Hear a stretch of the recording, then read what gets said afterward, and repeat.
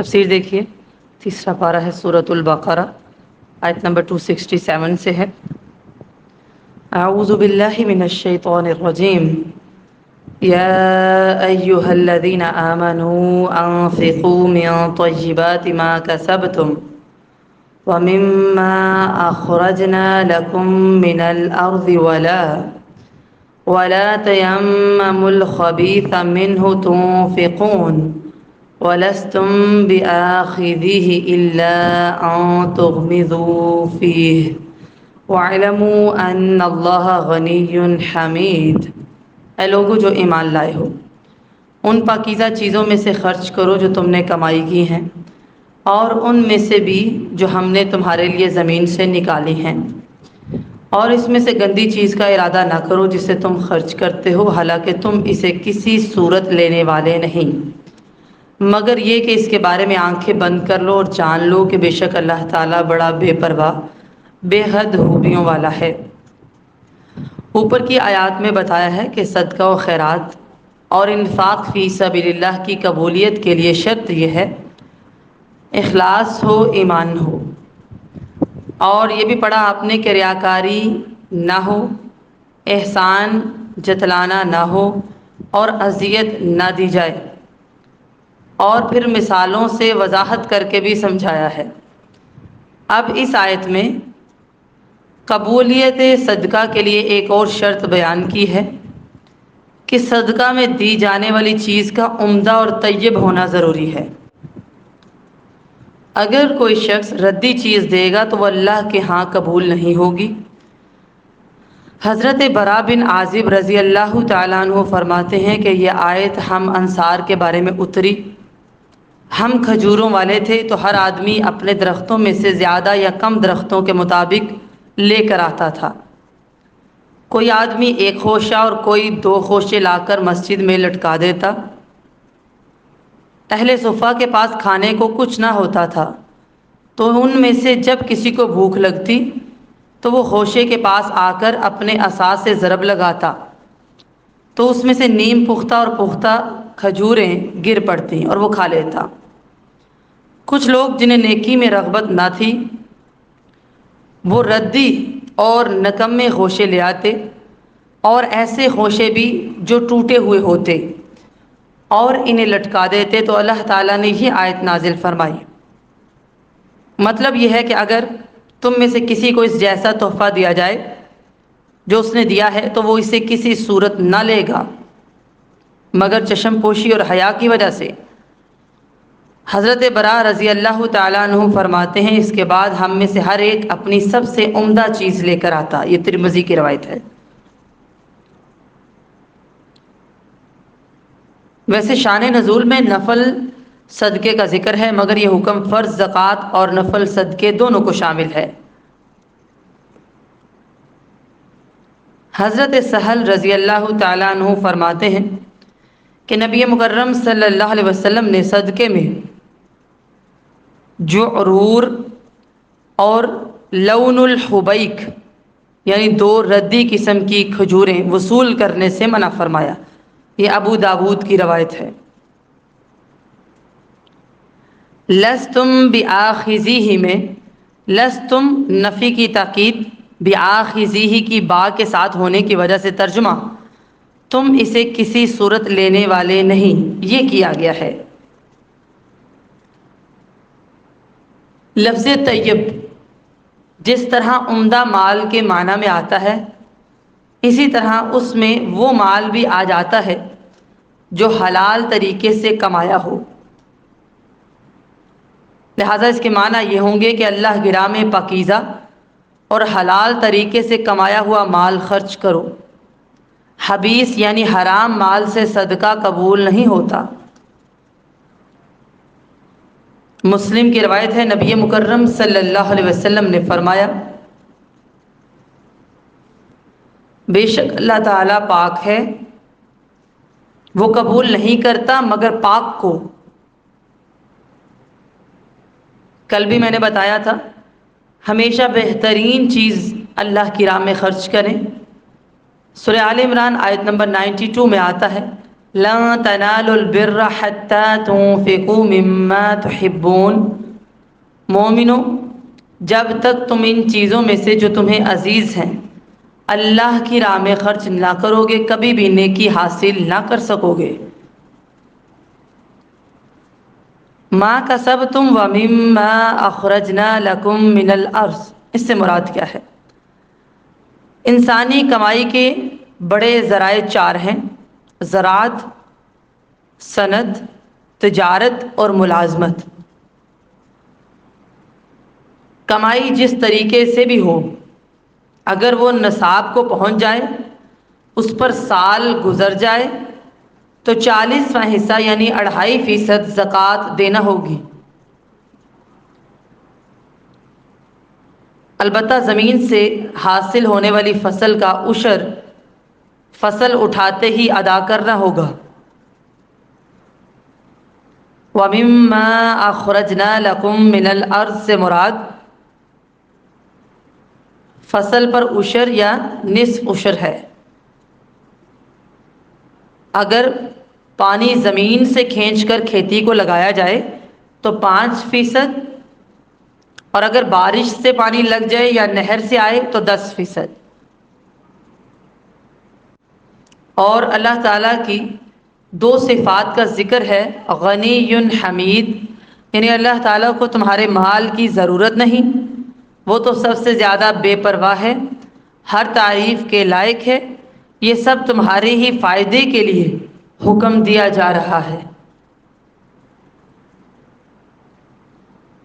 الشیطان یعیدکم الفقر ویأمرکم بالفحشاء واللہ یعیدکم مغفرۃ منہ وفضلا واللہ واسع علیم۔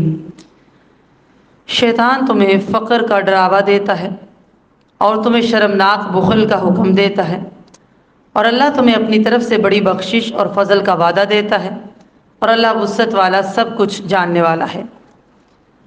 الفحشاء، کوئی بھی قول یا فعل جس میں بہت بڑی قباحت ہو اس کو کہتے ہیں۔ مثلا زنا، قوم لوط کا عمل وغیرہ، اور یہاں پر بہت ہی کبھی درجے کا بخل مراد ہے۔ اوپر کی آیت میں عمدہ مال خرچ کرنے کی ترغیب دی گئی تھی، اب یہاں شیطان کے وسوسوں سے ہوشیار رہنے کی تلقین کی جا رہی ہے، کیونکہ انسان کے دل میں شیطان وہم اور وسوسے پیدا کرتا ہے کہ اگر نیک کاموں میں خرچ کرو گے تو فقیر ہو جاؤ گے، اور فحشاء یعنی شرمناک بخل کی ترغیب دیتا ہے اور اس پر اکساتا رہتا ہے۔ فحشاء سے بے حیائی اور بدکاری کے کام بھی مراد ہو سکتے ہیں کہ شیطان ان میں مال صرف کرنے کی ترغیب دیتا ہے، مگر اس کے مقابلے میں اللہ تعالیٰ کا وعدہ یہ ہے کہ صدقہ اور خیرات تمہارے گناہوں کا کفارہ بھی ہوگا اور اس پر تمہیں کئی گنا زیادہ اجر بھی ملے گا، اور مال میں برکت بھی ہوگی۔ نبی مکرم صلی اللہ علیہ وسلم نے فرمایا، بخاری کی حدیث ہے، ہر روز جب بندے صبح کرتے ہیں تو 2 فرشتے نازل ہوتے ہیں، ان میں سے ایک دعا کرتا ہے، اے اللہ خرچ کرنے والے کو اس کی جگہ اور دے، اور دوسرا بد دعا کرتا ہے، اے اللہ ہاتھ روکنے والے کے مال کو روک دے۔ اسی طرح مسلم کی روایت ہے، نبی مکرم صلی اللہ علیہ وسلم نے فرمایا، ما نقصت صدقۃ من مال، صدقہ مال کو کچھ بھی کم نہیں کرتا۔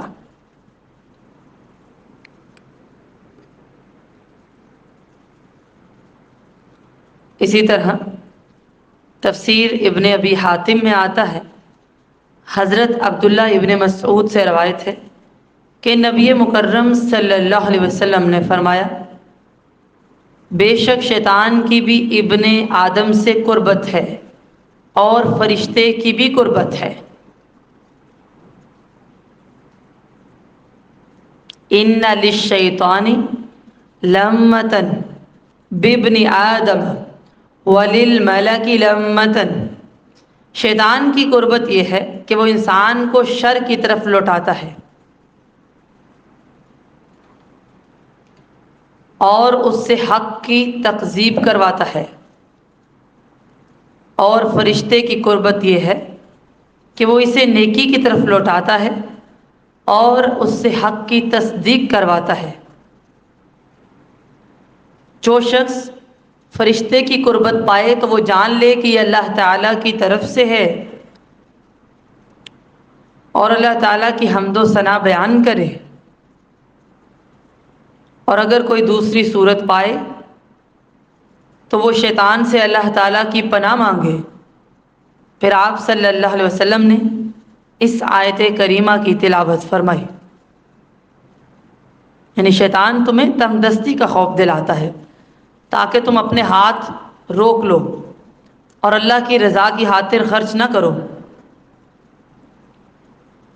اور تنگ دستی کے خوف سے خرچ کرنے سے منع کرنے کے ساتھ ساتھ وہ تمہیں گناہوں، بے حیائیوں اور حرام کاموں کا بھی حکم دیتا ہے تاکہ تم اپنے رب کی مخالفت کرو، جبکہ اللہ تعالیٰ تو تم سے اپنی مغفرت کا وعدہ فرماتا ہے۔ اللہ تعالیٰ وسعت والا ہے، سب کچھ جاننے والا ہے۔ یؤتی الحکمۃ من یشاء ومن یؤت الحکمۃ فقد اوتی خیرا کثیرا وما یذکر الا اولو الالباب، دنائی عطا کرتا ہے جسے وہ چاہتا ہے، اور جسے دنائی عطا کی جائے تو بے شک اسے بہت زیادہ بھلائی دے دی گئی ہے، اور نصیحت قبول نہیں کرتے مگر جو عقل والے لوگ ہیں۔ یہاں الحکمت سے مراد دین کا صحیح فہم اور علم و فقہ میں صحیح بصیرت ہے۔ حضرت عبداللہ ابن مسعود سے روایت ہے کہ وہ کہتے ہیں کہ آپ صلی اللہ علیہ وسلم کو یہ فرماتے ہوئے سنا، لا حسد الا فی اثنتین، رجل آتاہ اللہ مالا فسلطہ علی ہلکتہ فی الحق، وآخر آتاہ اللہ حکمتا فہو یقضی بہا ویعلمها۔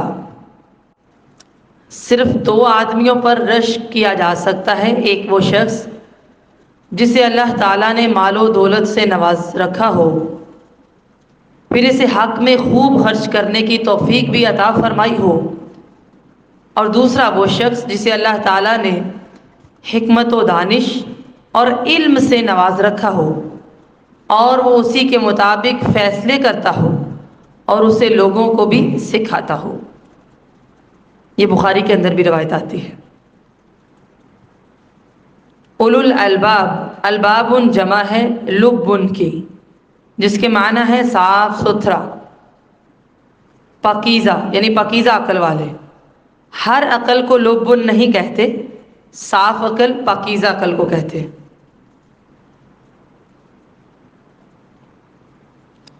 وما انفقتم من نفقة او نذرتم من نذر فإن اللہ یعلمہ وما للظالمین من انصار، اور تم جو بھی خرچ کرو، کوئی خرچ یا نظر مانو کوئی نظر، تو بے شک اللہ تعالیٰ اسے جانتا ہے، اور ظالموں کے لیے کوئی مدد کرنے والا نہیں۔ نظر کا معنی ہے اپنے آپ پر وہ چیز فرض کر لینا جو فرض نہیں تھی، مثلا کوئی نفل نماز یا نفل روزہ یا صدقہ یا نفل حج وغیرہ۔ اس کی دو قسمیں ہیں، ایک ہے نظر مطلق، دوسری ہے نظر معلق۔ نظر مطلق یہ ہے کہ کوئی شرط لگائے بغیر صرف اللہ کی رضا کے لیے اپنے آپ پر کوئی نیکی لازم کر لے، مثلا یہ کہ میں اللہ تعالیٰ کو خوش کرنے کے لیے ہمیشہ یا اتنے دن تہجد پڑھوں گا یا عمرہ کروں گا، یہ نظر اللہ تعالیٰ کو بہت محبوب ہے اور اسے پورا کرنا ضروری ہے۔ نظر معلق یہ ہے کہ کسی شرط کے ساتھ نظر ماننے کہ اگر میرا فلاں کام ہو گیا تو میں فلاں نیکی کروں گا، مثلا صدقہ یا نوافل وغیرہ۔ یہ نظر اللہ تعالیٰ کو پسند نہیں، کیونکہ اللہ تعالیٰ آدمی کی شرط سے غنی ہے، بے نیاز ہے، وہ اس شرط کی وجہ سے اس کی مراد پوری نہیں کرے گا۔ نبی مکرم صلی اللہ علیہ وسلم نے فرمایا، نظر نہ مانا کرو، اس لیے کہ نظر تقدیر میں طے شدہ کاموں میں کچھ فائدہ نہیں دیتی۔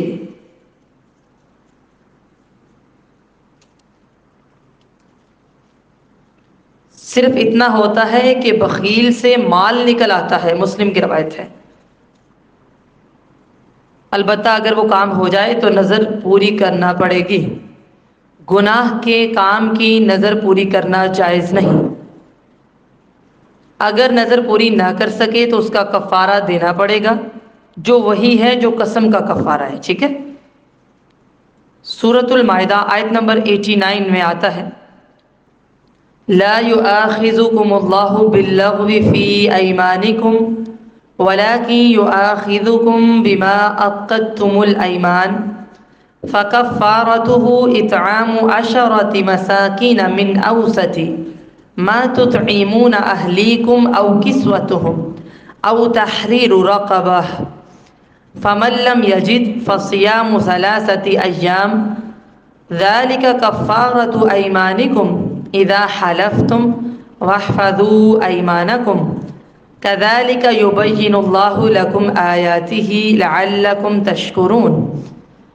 اللہ تمہاری بے ارادہ قسموں پر تم سے مواخذہ نہیں کرے گا، لیکن پکی قسموں پر مواخذہ کرے گا، لہٰذا اس کا کفارہ یہ ہے کہ 10 محتاجوں کو درمیانے درجے کا کھانا کھلانا ہے، جو تم اپنے گھر والوں کو کھلاتے ہو، یا ان کو کپڑے دینا ہے، یا پھر ایک غلام آزاد کرنا ہے۔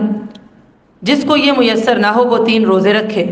یہ تمہاری قسموں کا کفارہ ہے جب تم قسم کھا لو، اور چاہیے کہ اپنی قسموں کی حفاظت کرو۔ اسی طرح اللہ تعالیٰ تمہارے لیے اپنی آیتیں کھول کر بیان کرتا ہے تاکہ تم شکر کرو۔ لہذا گناہ کے کام کی نظر پوری کرنا جائز نہیں، اور اگر نظر پوری نہ کر سکے تو کفارہ دینا ہوگا۔ کفارہ وہی ہے جو قسم کا کفارہ ہے۔ فَإِنَّ اللَّهَ يَعْلَمُ، یعنی اللہ تعالیٰ ہر حال میں تمہاری نیت اور عمل سے واقف ہے۔ اس میں ایک طرف تو مخلص لوگوں کے لیے وعدہ ہے، دوسری طرف ریاکار اور غیر اللہ کی نظریں ماننے والوں کے لیے وعید بھی ہے کہ ایسے لوگ ظالم ہیں اور انہیں اللہ تعالیٰ کے عذاب سے کسی صورت رہائی حاصل نہیں ہوگی۔ ان تبدوا الصدقات فنعما هي وان تخفوها وتؤتوها الفقراء فهو خير لكم ويكفر عنكم من سيئاتكم واللہ بما تعملون خبیر۔ اگر تم صدقے ظاہر کرو تو یہ اچھی بات ہے، اور اگر انہیں چھپاؤ اور انہیں محتاجوں کو دے دو تو یہ تمہارے لیے زیادہ اچھا ہے، اور یہ تم سے تمہارے کچھ گناہ دور کرے گا، اور اللہ تعالیٰ اس سے جو تم کر رہے ہو پوری طرح باخبر ہے۔ صدقۃ کا لفظ صدقن سے نکلا ہے، یعنی وہ مال جو آدمی صدقے دل سے خرچ کرتا ہے۔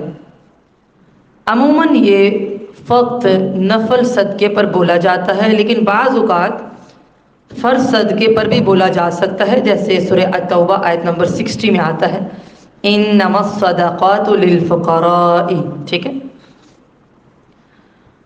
یہ جو الفاظ آئے ہیں فَنِعِمَّ ہی، یہ اصل میں نعم ما ہے، جس میں ما بامانہ شیئن ہے۔ اس لیے ترجمہ کیا گیا ہے تو یہ اچھی بات ہے۔ اس میں اعلانیہ صدقے کی تعریف کی گئی ہے، بشرطے کہ خالص نیت سے ہو اور ریا سے خالی ہو، کیونکہ اس سے آدمی بخل اور حقوق ادا نہ کرنے کی تہمت سے بچتا ہے، اور اس سے دوسرے اہل خیر کو صدقہ کرنے کی ترغیب ہوتی ہے، جیسا کہ جنگ تبوک کے موقع پر حضرت عمر رضی اللہ تعالیٰ عنہ نے اپنا آدھا مال اور حضرت ابوبکر نے اپنا سارا مال لا کر پیش کر دیا۔ اسی طرح دوسرے صحابہ نے بڑھ چڑھ کر صدقہ کیا۔ وَإِن تُخْفُوهَا یعنی صدقہ اعلانیہ دینا بھی اچھا ہے، مگر پوشیدہ طور پر دینا زیادہ فضیلت رکھتا ہے، کیونکہ یہ ریا سے دور ہوتا ہے، اور جمہور مفسرین کے نزدیک اس سے نفل صدقات مراد ہیں۔ اس کے برعکس فرض زکوٰۃ کو پوشیدہ طور پر دینا جائز ہے، مگر اسے لوگوں کے سامنے دینا افضل ہے، ورنہ زکوٰۃ نہ دینے کی تہمت لگے گی، جبکہ نماز اور زکوٰۃ ایمان کے بنیادی ارکان ہیں۔ بہت سی احادیث میں نفل صدقات کو پوشیدہ طور پر دینے کی فضیلت آئی ہے، جیسا کہ نبی مکرم صلی اللہ علیہ وسلم نے فرمایا،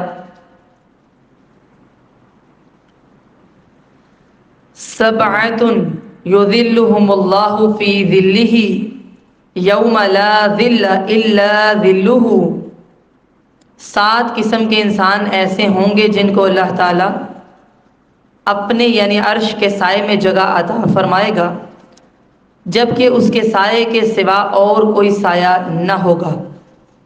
وہ 7 لوگ کون ہیں؟ الامام العادل، عدل و انصاف کرنے والا حکمران،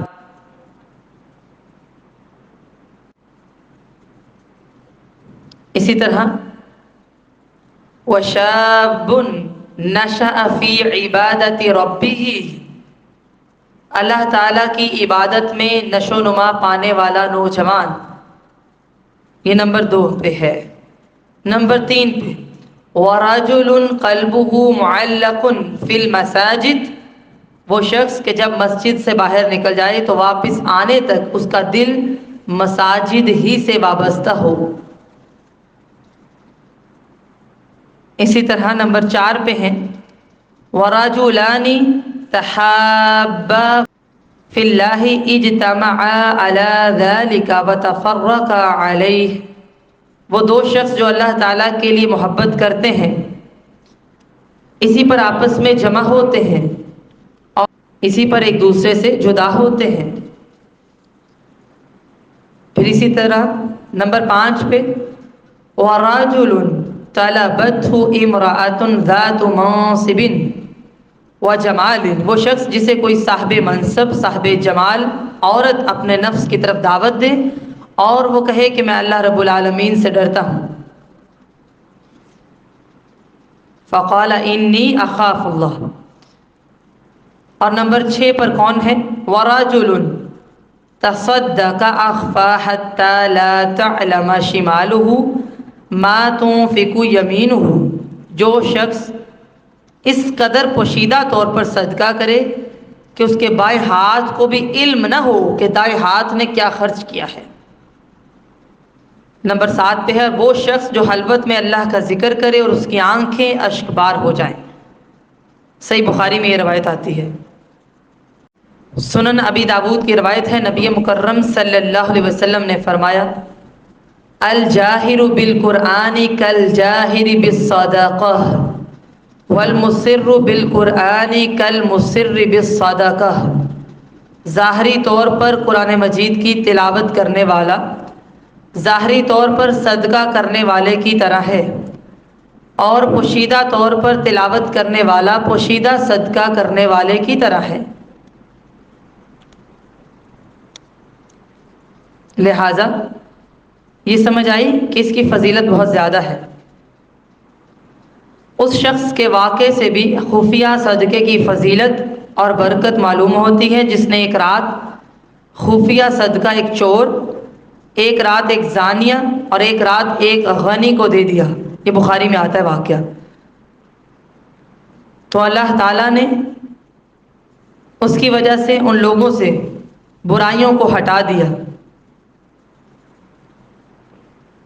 وَتُؤْتُوهَا الْفُقَرَاءَ، چھپا کر فقراء کو دینے میں ان کی پردہ پوشی ہوتی ہے اور ان کی عزت نفس مجروح نہیں ہوتی۔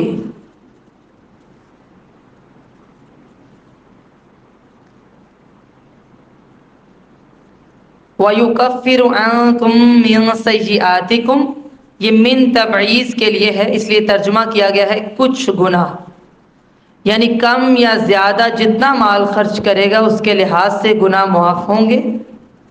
علاوہ ازیں کچھ گناہ ایسے ہیں جو مال خرچ کرنے سے معاف نہیں ہوتے، بلکہ ان کے لیے توبہ کرنا ضروری ہوتا ہے۔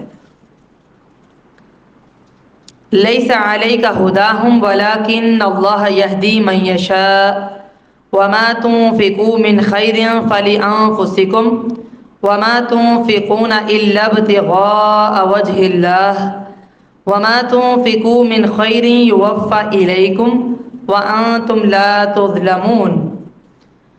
تیرے ذمہ انہیں ہدایت دینا نہیں، اور لیکن اللہ ہدایت دیتا ہے جسے چاہتا ہے، اور تم خیر میں سے جو بھی خرچ کرو گے سو تمہارے اپنے ہی لیے ہے، اور تم خرچ نہیں کرتے مگر اللہ کا چہرہ طلب کرنے کے لیے، اور تم خیر میں سے جو بھی خرچ کرو گے وہ تمہیں پورا ادا کیا جائے گا اور تم پر ظلم نہیں کیا جائے گا۔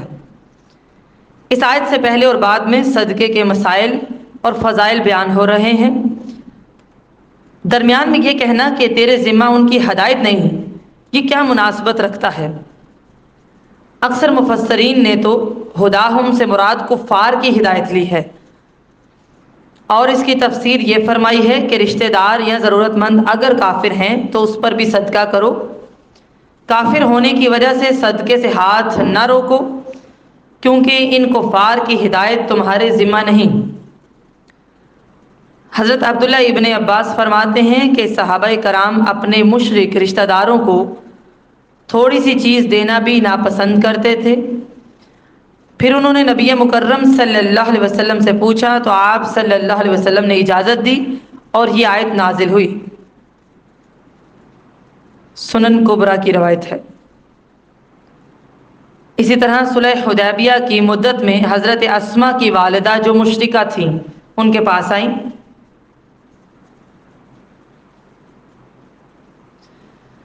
تو انہوں نے نبی مکرم صلی اللہ علیہ وسلم سے پوچھا میری والدہ آئی ہیں، کیا میں ان سے صلہ رحمی کروں؟ تو آپ صلی اللہ علیہ وسلم نے فرمایا ہاں، اپنی والدہ سے صلہ رحمی کرو۔ یہ بخاری کی روایت ہے۔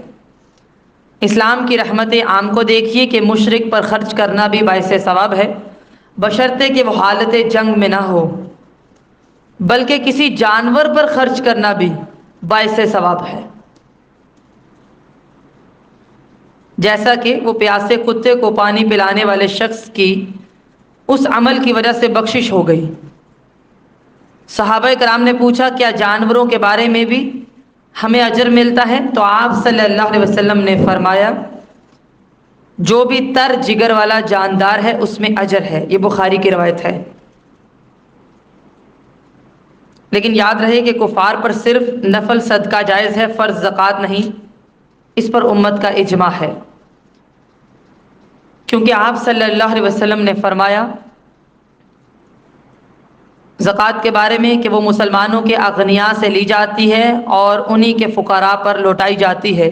یہ بخاری کی روایت ہے۔ صدقہ فطر چونکہ فرض ہے اس کا بھی یہی حکم ہے، ٹھیک ہے جی۔ اور دوسری تفسیر اس کی کیا ہے؟ بعض مفسرین نے ہداہم سے مراد وہ مسلمان لیے ہیں جن کی ہدایت میں حامی ہے اور جن کا تذکرہ پچھلی آیات میں آیا ہے، یعنی ریاکاری سے صدقہ کرنے والے، صدقہ کر کے اذیت دینے والے، احسان جتلانے والے یا نکمی چیز خرچ کرنے والے۔ اس آیت میں نبی مکرم صلی اللہ علیہ وسلم کو تسلی دی گئی ہے کہ آپ ان لوگوں کا رویہ دیکھ کر تنگ دل نہ ہوں، انہیں ہدایت دینا آپ کی ذمہ داری نہیں ہے۔ وما تنفقوا من خیر فلانفسکم، یعنی مسلمانوں پر خرچ کرو یا کفار پر. جس مال یا وقت یا اثر و رسوخ یا علم سے کسی کو فائدہ پہنچاؤ اس کا فائدہ تمہیں کو ہے، یعنی دنیا میں سعادت حاصل ہوگی، برکت حاصل ہوگی، اور آخرت میں ثواب بھی ملے گا اور جنت میں داخل بھی ہوں گے. وَمَا تُنْفِقُونَ إِلَّا ابْتِغَاءَ وَجْهِ اللَّهِ، عام طور پر اس کا ترجمہ اللہ تعالیٰ کی رضا کیا جاتا ہے، مگر جو مزہ اللہ کا چہرہ طلب کرنے کے لیے اس میں آتا ہے وہ دوسرے الفاظ میں کبھی نہیں ہو سکتا، کیونکہ وجہ کا اصل معنی چہرہ ہے اور حقیقی معنی ہی مراد لینا چاہیے، کیونکہ مومن کی سب سے بڑی طلب اور تمنا اللہ کے چہرے کا دیدار ہے. اللہ تعالی ہمیں بھی یہ نعمت عطا فرمائے. لہٰذا ان آیات میں آپ نے یہ چیز پڑھی کہ آپ نے اللہ کی رضا کی خاطر دینا ہے.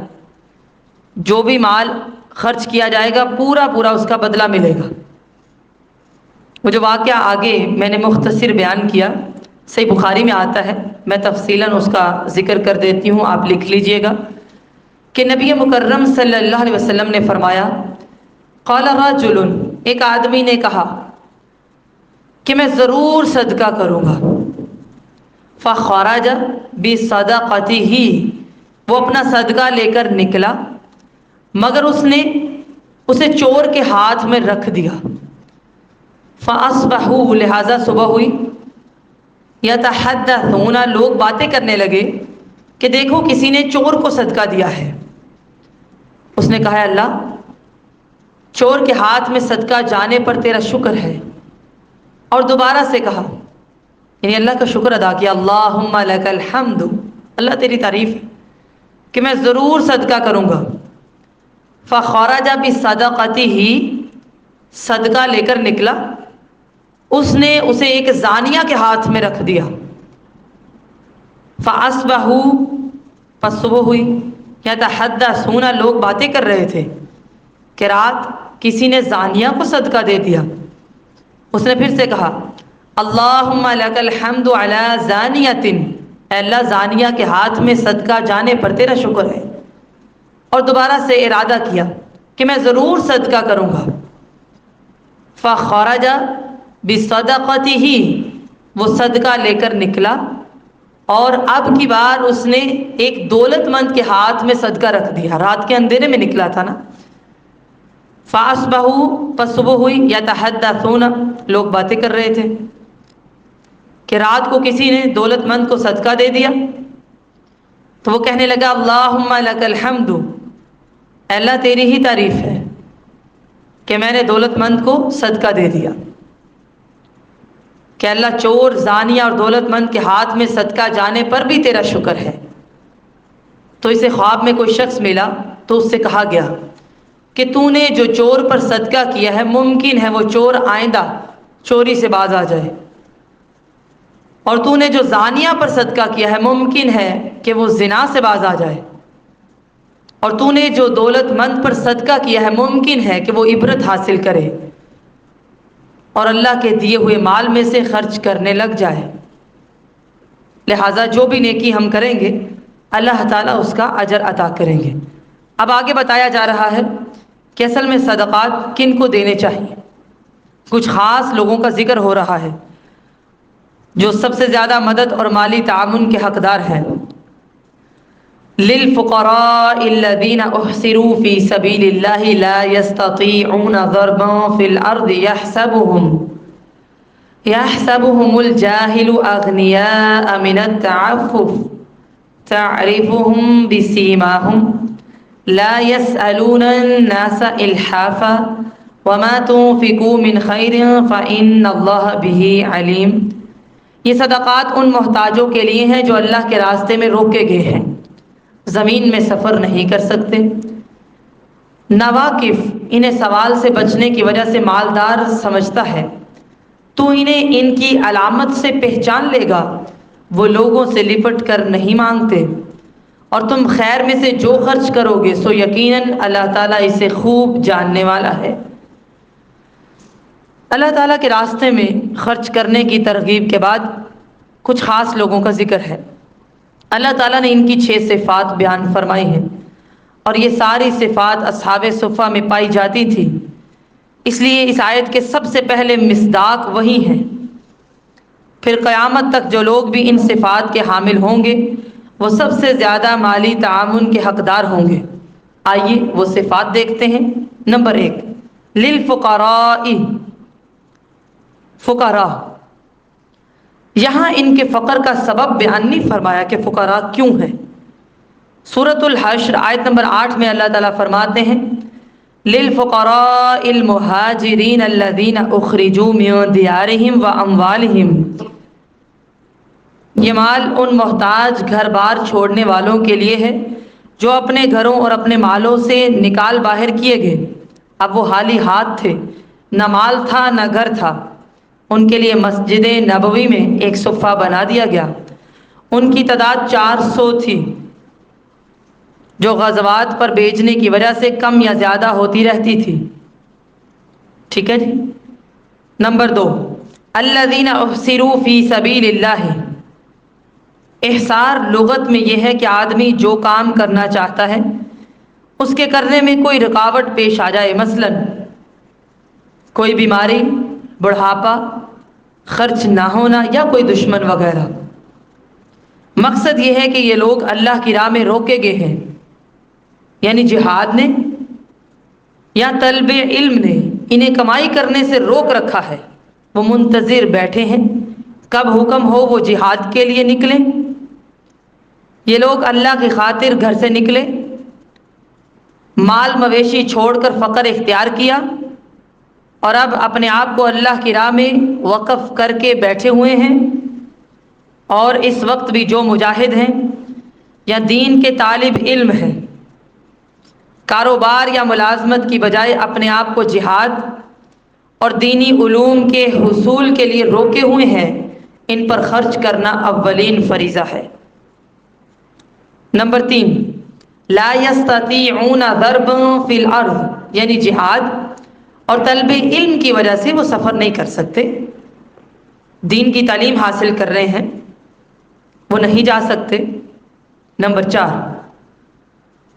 یحسبهم الجاہل اغنیاء من التعفف، یعنی ان کی بے نیازی، عزت نفس اور سوال سے بچنے کی وجہ سے ناواقف آدمی سمجھتا ہے کہ وہ غنی ہے۔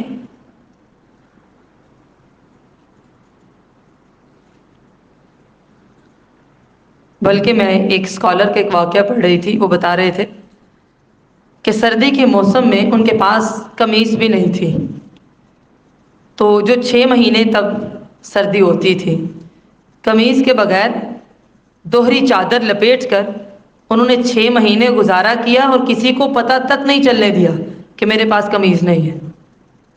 ٹھیک، تو یہ لوگ ہیں جو سوال نہیں کرتے۔ نمبر 5 پہ تعریفہم بسیماہم، تو انہیں ان کی علامت سے پہچان لے گا۔ بعض مفسرین نے فرمایا ہے کہ مراد یہ ہے کہ بھوک کی وجہ سے کمزوری اور چہرے کی زردی سے تم ان کا فقر پہچان لو گے۔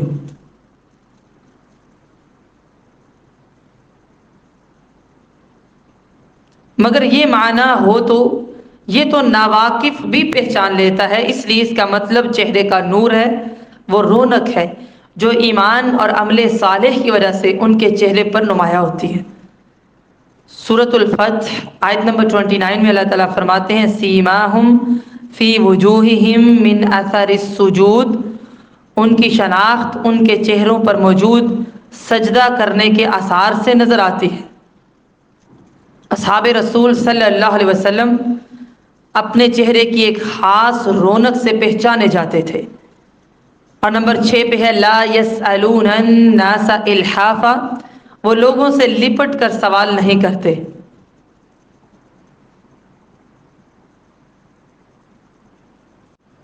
یہاں پر بھکاریوں کی عادت کی مذمت ہے، کیونکہ وہ ایسا کرتے ہیں، یہ فقراء ایسا نہیں کرتے۔ رسول اللہ صلی اللہ علیہ وسلم نے سوال کرنے کی مذمت فرمائی ہے۔ نبی مکرم صلی اللہ علیہ وسلم نے فرمایا، بخاری کی روایت ہے، آدمی لوگوں سے مانگتا رہتا ہے یہاں تک کہ وہ قیامت کے دن اس حال میں آئے گا کہ اس کے چہرے پر گوشت کی ایک بوٹی بھی نہ ہوگی۔ یہ بخاری کی روایت ہے۔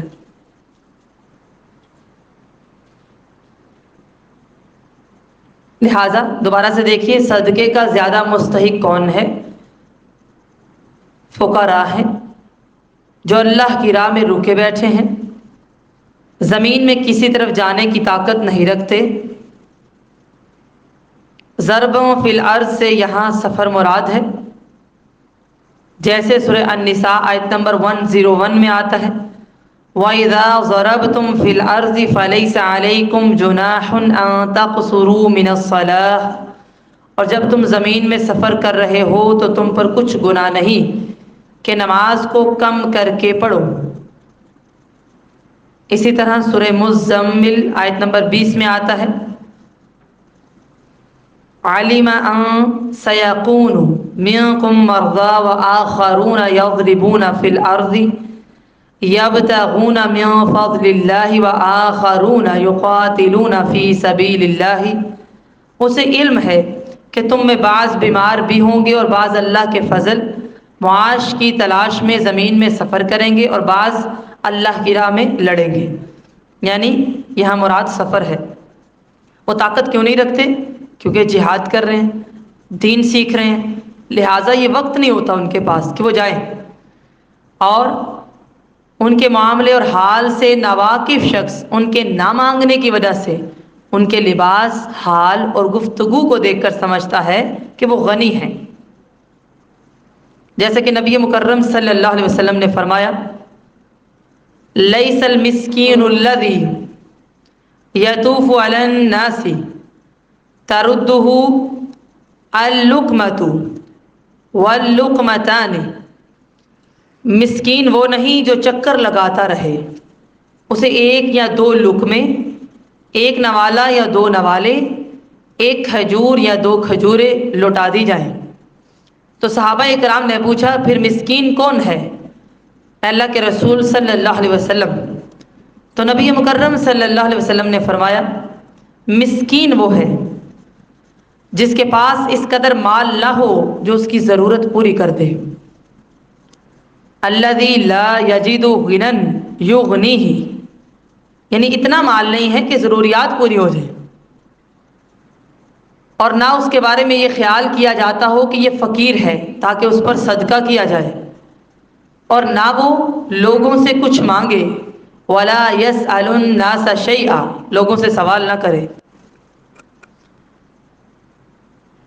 اور تم انہیں ان کے چہروں سے پہچان لوگے، یعنی ان کی صفات سے بھی پہچان لوگے، اور اسی طرح ان کے انداز گفتگو سے بھی پہچان لوگے۔ سورہ محمد آیت نمبر 30 میں آتا ہے، وَلَتَعْرِفَنَّهُمْ فِي لَحْنِ الْقَوْلِ، اور یقیناً آپ ان کو ان کے انداز گفتگو سے پہچان لیتے ہیں۔ لَا يَسْأَلُونَ النَّاسَ إِلْحَافًا، وہ لوگوں سے چمٹ کر سوال نہیں کرتے، لوگوں سے لپٹ کر نہ تو سوال کرتے ہیں، نہ لوگوں کو غیر ضروری سوال سے مشکل میں ڈالتے ہیں۔ جو شخص سوال کرے حالانکہ اس کے پاس وہ چیز موجود ہو جو اسے سوال سے بے نیاز کر دینے والی ہو، تو اس نے بھی گویا لپٹ کر ہی سوال کیا ہے۔ اسی طرح حدیث میں آتا ہے، مسند احمد کی روایت ہے، حضرت ابو سعید خدری کی روایت ہے جس کو امام احمد بن حنبل نے بیان کیا ہے۔ وہ صحابی کہتے ہیں کہ مجھے میری والدہ نے رسول اللہ صلی اللہ علیہ وسلم کی خدمت میں کچھ سوال کرنے کے لیے بھیجا، میں آ کر آپ کے پاس بیٹھ گیا، آپ نے میری طرف اپنا رخ کیا اور فرمایا، من استغنا اغناہ اللہ، جو شخص بے نیازی اختیار کرے اللہ تعالیٰ اس سے غنی کر دیتا ہے، ومن استعف، اور جو عفت اختیار کرے اللہ اسے پاک باز بنا دیتا ہے، اور ومن استغفا کفاہ اللہ، جو کفایت اختیار کرنا چاہے اللہ تعالیٰ اس کے لیے کافی ہو جاتا ہے۔ اور جو شخص سوال کرے اور اس کے پاس ایک اوقیہ یعنی 40 درہم کی قیمت کی کوئی چیز موجود ہو تو اس نے بھی لپٹ کر سوال کیا ہے۔ جی سمجھ میں آ گیا؟ یہ 6 صفات ہیں جن کا ذکر کیا گیا ہے۔ حضرت عوف بن مالک سے روایت ہے کہ نبی مکرم صلی اللہ علیہ وسلم نے بعض صحابہ کرام سے خاص طور پر اس بات کی بیعت لی کہ وہ اللہ کے ساتھ کسی کو شریک نہیں بنائیں گے اور 5 نمازیں پڑھیں گے اور اطاعت کریں گے، اور ایک خفیہ بات چھپا کر کہی کہ لوگوں سے کسی چیز کا سوال مت کرنا۔ حضرت عوف فرماتے ہیں پھر میں نے ان آدمیوں میں سے بعض کو دیکھا کہ اس کا کوڑا زمین پر گر جاتا تو وہ کسی سے سوال نہ کرتا کہ اسے پکڑا دے۔ یہ مسلم کی روایت ہے۔ یعنی اپنے کام پھر خود کرتے، ویسے آپ کہہ سکتے ہیں کسی کو، لیکن ان کے تقوی کا یہ عالم تھا۔ البتہ مجبوری کی بات الگ ہے، ٹھیک ہے؟ دیکھیں نا، مجبوری میں تو خنزیر کھانے کی بھی اجازت ہے، یعنی انسان کو کچھ بھی نہیں مل رہا، وہ جنگل میں ہے اور مر جائے گا تو وہ کھا سکتا ہے اتنا کہ زندہ رہے۔ نبی مکرم صلی اللہ علیہ وسلم نے 3 آدمیوں کے لیے سوال کی اجازت دی ہے۔ یہ مسلم کی روایت ہے۔ ایک وہ جس نے کسی دیت کی ادائیگی یا کسی کا تاوان اٹھانے کی کوئی ضمانت اٹھائی ہو۔ دوسرا وہ آدمی جسے فاقہ پہنچے اور اس کی قوم کے 3 عقل مند آدمی اسے فاقہ پہنچنے کی شہادت دیں۔ تیسرا وہ آدمی جسے کوئی آفت پہنچے جو اس کا سارا مال برباد کر دے۔ ان تینوں کو ضرورت پوری ہونے تک سوال کی اجازت ہے، ضرورت پوری ہو جائے تو مانگنا چھوڑ دیں۔ آپ صلی اللہ علیہ وسلم نے فرمایا ان کے سوا جو سوال بھی ہے حرام ہے، سوال کرنے والا حرام کھاتا ہے۔ لہٰذا اس آیت میں اللہ تعالیٰ نے 6 صفات کا ذکر کیا ہے جن میں یہ موجود ہے، ان پر خرچ کرنا چاہیے، آپ نے نوٹ کرنی ہے۔ سبحانک اللہم و بحمدک نشہد ان لا الہ الا انت نستغفرک و نتوب الیک۔ والسلام علیکم ورحمۃ اللہ وبرکاتہ۔